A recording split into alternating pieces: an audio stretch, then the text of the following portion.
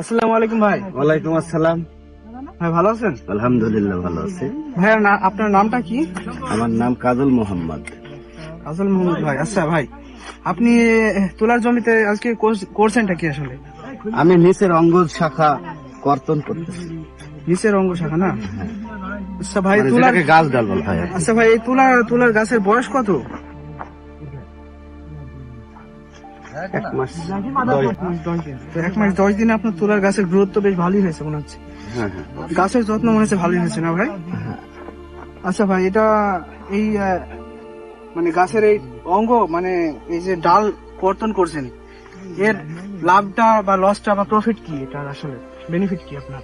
ক্ষেত ঝোপালো হয় না, আর গাছে ফুলকড়ি বেশি আছে, ডালের সংখ্যা বেশি হয়, খেতে আলো বাতাস প্রবেশ করতে পারে, ফলে আমাদের বোল পচার সম্ভাবনা কম থাকে এবং প্রত্যেকটা ফলের সাইজ, তুলার আঁশের ওজন 1-1.5 গ্রাম বেশি হয়। আচ্ছা, তো ভাই এই যে আপনার যে আমি তো দেখতে পাচ্ছি আপনি যে ডালটা কাটছেন, এই ডালেও তো বেশ কিছু কুড়ি বা ফল দেখা যাচ্ছে। এটাতেও তো আপনার মানে জমির ফলন বৃদ্ধি পাওয়ার কথা, তাই না? আসলে যে কুড়ি দেখা যাচ্ছে জি। এটাতে ফল হয়। হয়। এটাতে ফল তাহলে হয়। এটা কাটার কারণটা কি? কাটার কারণ হলো ক্ষেত ঝোপালো হয় এ থাকলে, জি জি আর গাছে ডাল কম আসে। ডাল কম আসার কারণ হলো খাদ্য গোড়া থেকে উপরে ওঠে। হ্যাঁ, জি। ও আগেই খাবার খায়। মানে ও হ্যাঁ, খেতে উপরে জাম মানে করে, স্প্রে করার সমস্যা হয়, হাঁটা যায় না, আলো বাতাস কম ঢোকে, আর ফলের আশা ওইটা 2-4টা ফল ধরে, কিন্তু সাইজ হয় খুব ছোট। ছোট।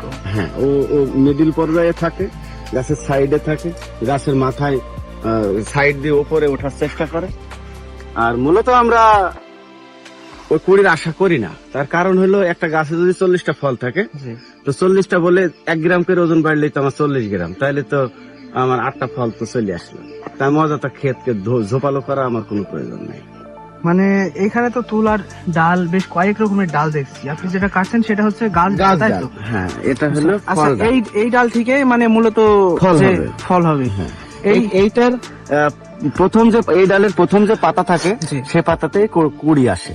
হ্যাঁ, জি জি আর আমি একটা গাছ ডাল দেখাই, তো এই ডালটা দেখাই। এই ডালটায় প্রথম যে পাতা আছে, জি এই প্রথম ডালে কিন্তু পাতা কুড়ি নাই সাথে, জি পরে একটা কুড়ি আসছে, এটা চেনার উপায়। এটা দেখো। হ্যাঁ, জি। এই প্রথম পাতায় কিন্তু কুড়ি নাই, তারপরে বুঝতে পেরেছি। পরের পাতায় কুড়ি আছে। কুড়ি হ্যাঁ? আছে, জি। তো এটা হলো গাছ ডাল। আচ্ছা, এই গাছ ডাল দেখাই এবং ফল ডালও একসাথে দেখাবো। এইখান থেকে যে পাতা আসছে, সেটাতে এই পাতার গুঁড়ায় আরেকটা ডাল নেওয়ার চেষ্টা করে, জি জি জি কিন্তু এইখানে এসে সে কুড়ি দেখা দেওয়ার সম্ভাবনা আছে।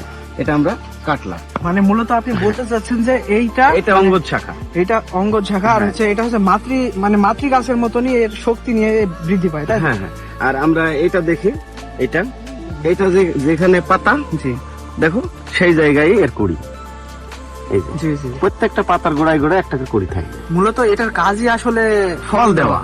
আর এইটা হচ্ছে গাছের ও তো মতো কাজ করে, তাই তো? অরিজিনাল গাছ। জি জি জি বুঝতে পেরেছি। এটা original। এটাতে তো প্রচুর ক্ষতি করে আপনি বলছেন, তাই না? হ্যাঁ, খেতে আলো বাতায় ঢুকতে দেয় না, হাঁটা যায় না, স্প্রে করা মানে যায় না। এটা হচ্ছে ছত্রাকের আক্রমণ বৃদ্ধি পায় এতে।